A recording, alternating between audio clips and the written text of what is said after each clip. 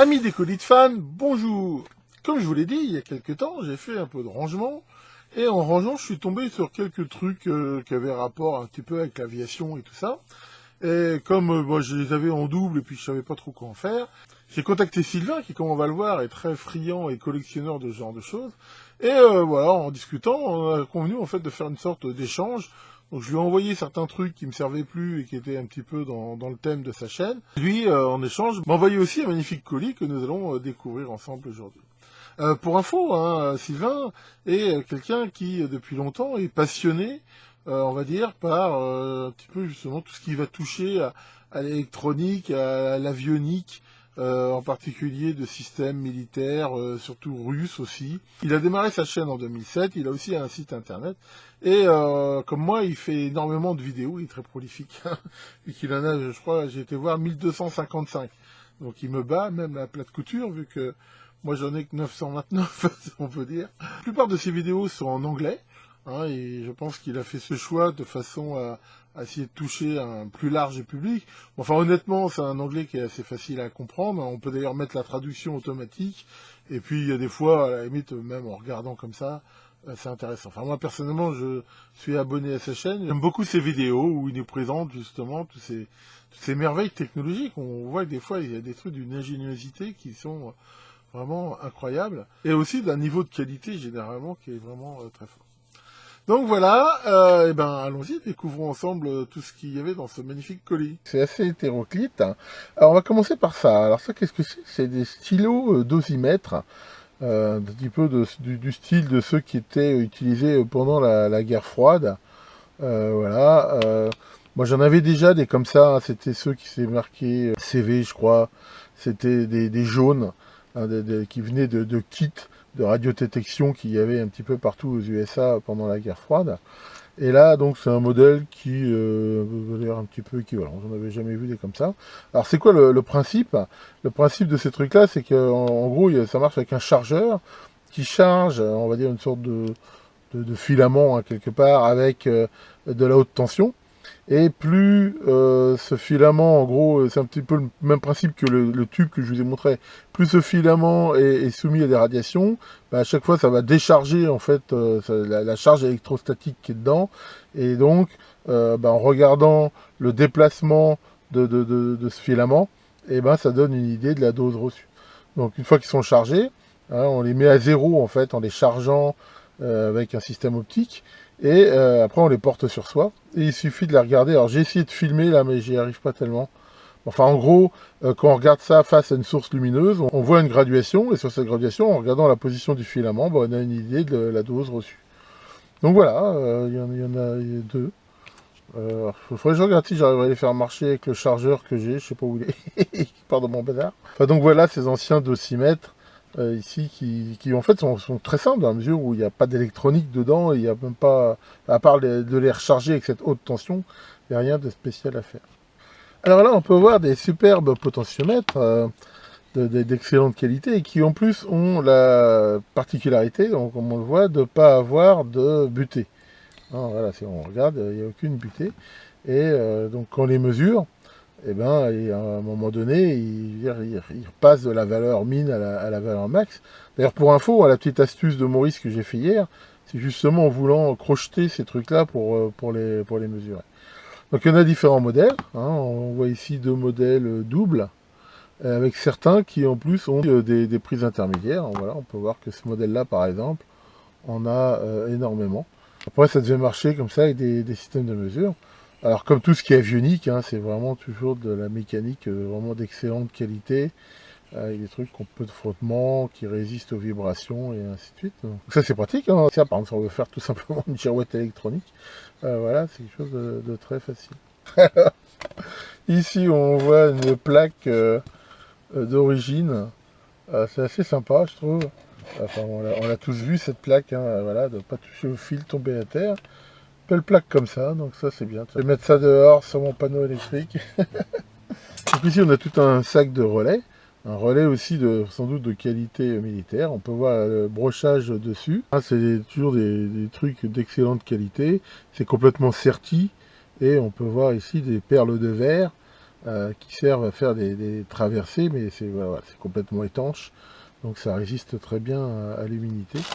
Ça c'est vraiment des très bons matériels. Voilà par exemple le genre de circuit imprimé qu'ils m'ont envoyé, donc ça a priori ça serait plutôt du matériel russe, peut-être pas, remarque, ça je sais pas trop, mais enfin voilà, c'est c'est assez typique là, voilà, là, des circuits imprimés qui sont faits, c'est tout droit. Et on voit là, bah, voilà, encore des différents types de composants. Ça c'est typique des années, on va dire, 60, 60, enfin 70 quoi. Je sais pas s'il y a des dates codes là-dessus, mais enfin, voilà par exemple ça. En voilà d'autres. On peut voir un certain nombre de choses qu'on retrouve dans les circuits militaires comme ça. Déjà, tropicalisation.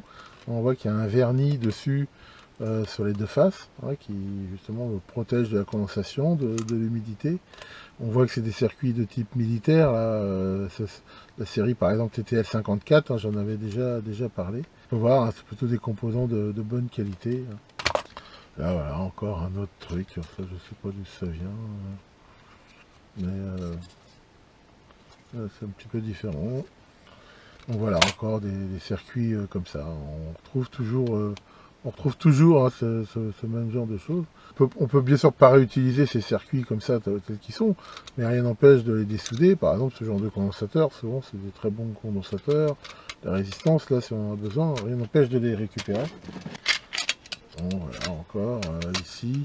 Donc là, par info, j'ai été voir ce que c'était que ce circuit-là. Apparemment, c'est sans doute un truc qui vient d'un truc d'avion, à mesure où c'est spécifique à un bus qui était très utilisé dans tout ce qui était avionique. Voilà, et encore une fois, on a toujours des circuits qualité militaire, avionique. Ici. Voilà. Là, c'est pareil. Hein, donc là, pour le coup, on peut voir, c'est plutôt des circuits MOS, hein, de la série CD4000. Voilà, c'est pas très rapide, mais ça consomme moins. Alors là, c'est vachement intéressant. Ça c'est du matériel. Voilà, donc ça c'est pareil, c'est sans doute un petit peu plus ancien. Ça pour le coup, c'est peut-être bien du matériel russe. Enfin bon, honnêtement, c'est un domaine où justement Sylvain est bien plus calé que moi pour en parler. Donc là, voilà, on voit des condensateurs céramiques tubulaires. Hein, ça, c'est des trucs qui se faisaient assez au début. Et bah, là, c'est priori, ça va être des tubes voilà, qui sont montés comme ça, là, des tubes miniatures. On voit des selfs de choc, là, enfin, c'est vraiment super. Voilà, encore un exemple. Donc là, c'est un circuit simple face, ici.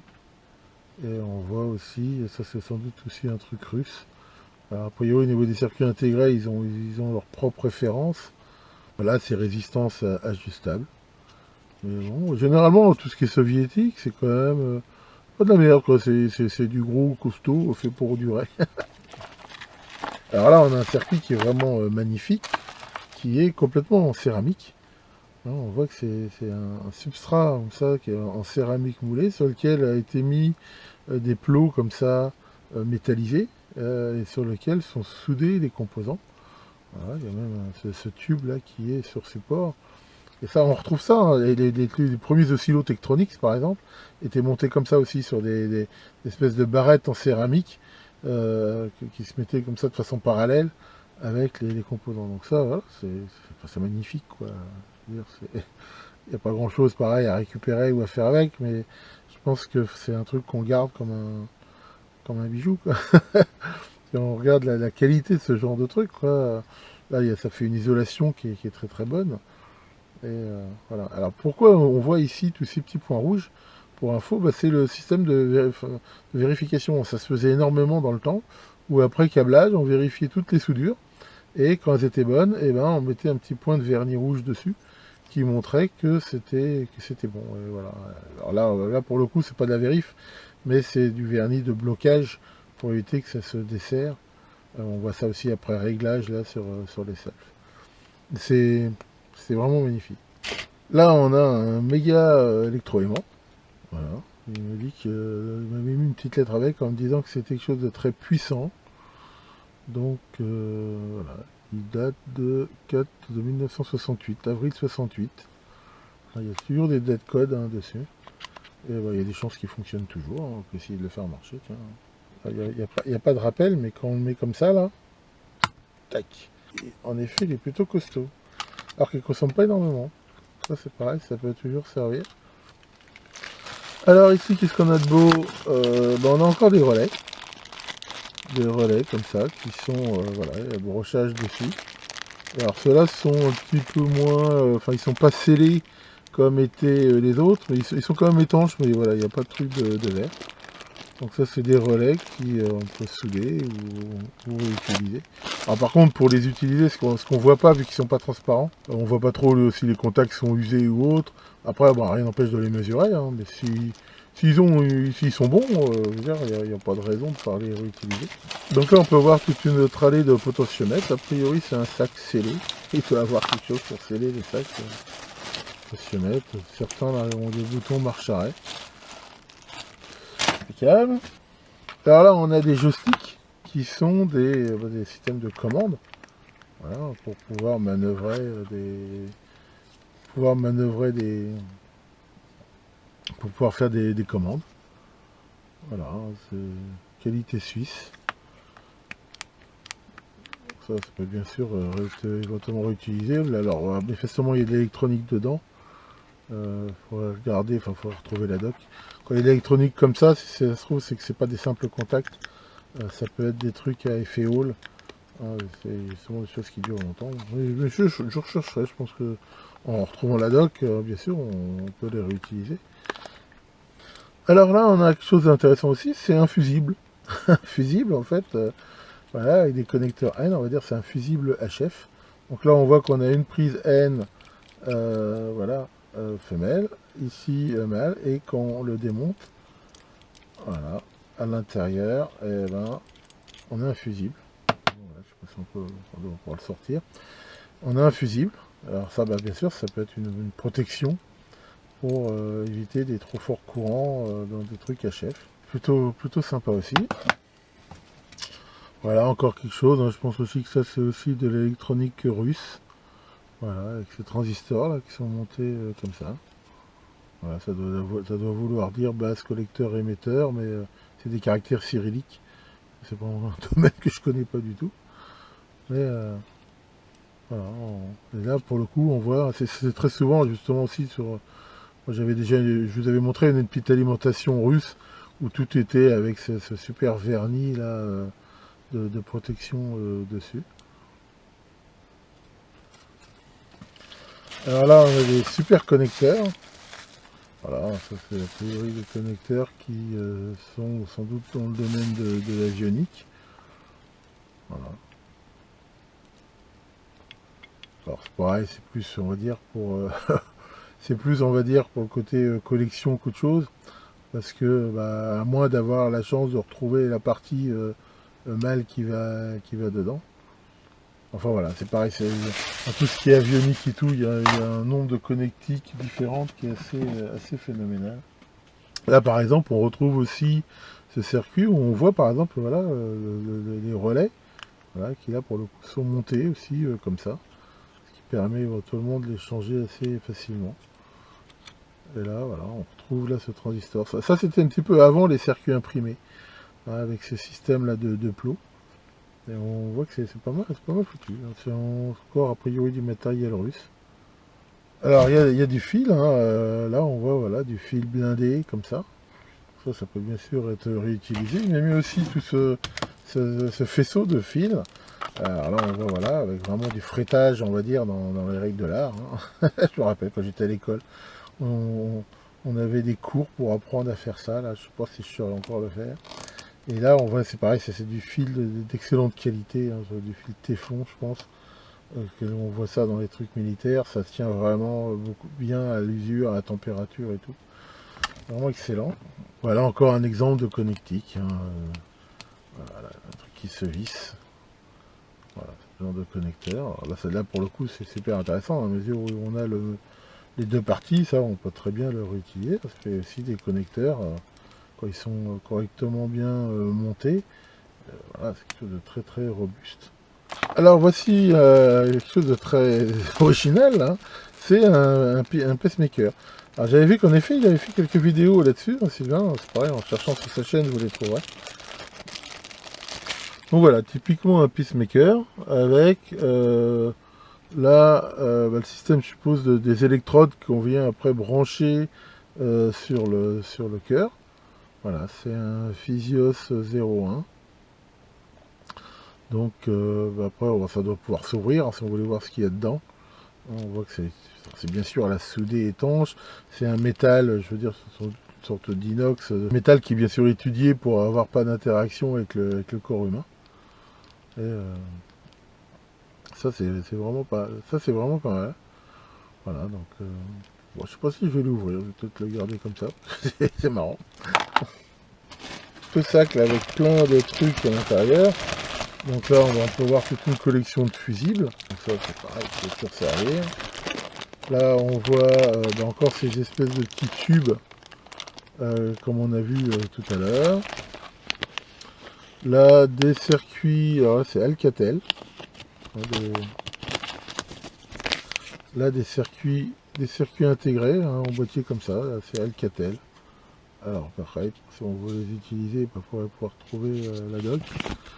Pas forcément. Là on a typiquement aussi des interrupteurs tels qu'on avait ça dans les militaires, dans les trucs avions. Ah, c'est pareil, les Russes manifestement avoir les caractères cyrilliques ici, puis c'est voilà, c'est du gros costaud. Là on retrouve des micro-switch, alors là pour le coup c'est la marque Clixon, qui est bien connue aussi pour ses trucs thermiques. Et là par contre c'est américain, hein, USA. Là un petit trimmer à fil. Alors ça c'est bien parce que ça permet de déporter éventuellement des réglages pour les rendre plus accessibles. Ça c'est vraiment pas mal.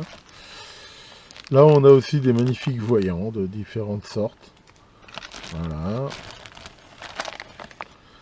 Ça aussi.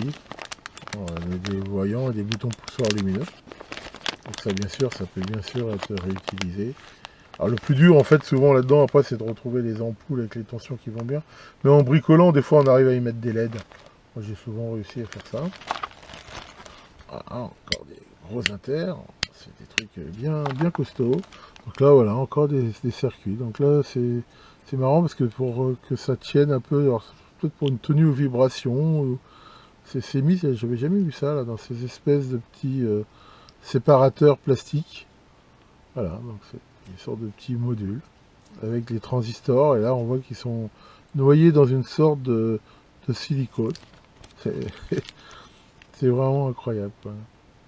Donc c'est pareil, hein, l'idée de ça, c'est pas forcément de récupérer des trucs, mais enfin, c'est vraiment quelque chose que je partage avec Sylvain, je veux dire, l'admiration qu'il y a en fait pour tous ces trucs qui souvent c'est vraiment des bijoux de mécanique électronique, et dans tout ce qui est avionique et militaire, c'est toujours des trucs hein, de super qualité. Là, voilà. On retrouve aussi ces voyants, hein.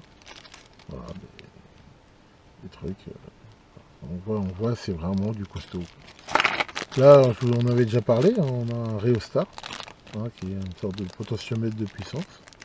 Pareil, tout en céramique, tout. Donc ça, c'est des trucs qu'on n'en a pas forcément l'usage, mais c'est aussi de la super cam.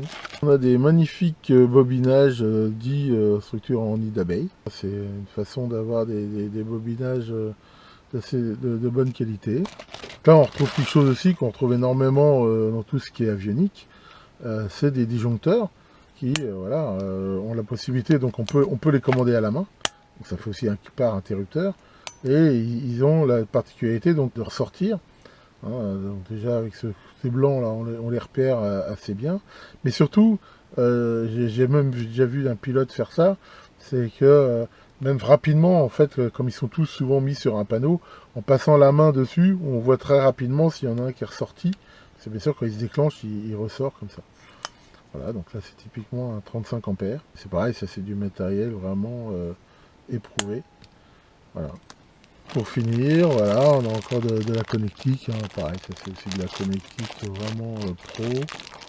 Là, une belle fiche BNC. C'est des interrupteurs. Donc, par exemple, ceux-là, ils sont à 3 positions, mais avec une position fixe et une position ici momentanée. Donc ça, bien sûr, c'est tout à fait réutilisable. Ça, c'est aussi vraiment des trucs de très bonne qualité. Bon, et ben voilà pour cette vidéo, j'espère que ça vous aura intéressé. Donc je vous conseille vraiment la chaîne de Sylvain, je la mettrai en commentaire de la vidéo. Si vous voulez aller voir ce qu'il fait et que comme moi vous vous intéressez un petit peu à tous ces trucs là d'avionique et autres. J'avais fait une fois aussi une vidéo pour présenter un peu des trucs d'avionique et tout comme ça, mais enfin bon, je veux dire qu'à côté de Sylvain, là je suis vraiment un amateur. Tiens, Maurice, ça va Maurice? Tu te posais une question. Ah ouais, c'est quoi ta question? Qu'est-ce que tu aimerais faire juste avant de mourir? Bah, je sais pas, moi, ce que j'aimerais faire juste avant de mourir, moi. Bah, je sais pas, je pense que je mangerais du maïs, hein, comme ça mettrait de l'ambiance au crématorium. Là, bon, allez, maintenant, faut encore que je range tout ça. Enfin, j'ai encore un week-end relativement chargé et que le grand rallon démon des radiations vous épargne. Et à très bientôt pour de nouvelles vidéos.